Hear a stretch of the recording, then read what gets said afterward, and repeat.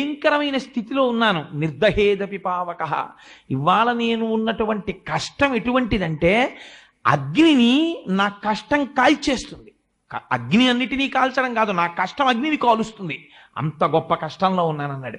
ఇన్ని కష్టాలలో ఉన్న రాముడు ఎప్పుడైనా సరే ధర్మాన్ని పక్కన పెట్టేసి తన సుఖాన్ని తాను చూసుకున్న సందర్భం ఒక్కటి వెతకగలమా రామాయణంలో?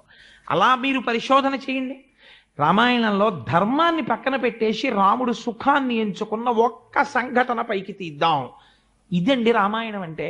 కానీ ఇవాళ మన జాతి దరిద్రం ఏమిటంటే అటువంటి పాత్ర పోషణ చేసి రచించగలిగిన కావ్యము ప్రపంచ భాషలలో ఎక్కడా లేదు అలాంటి పుస్తకం.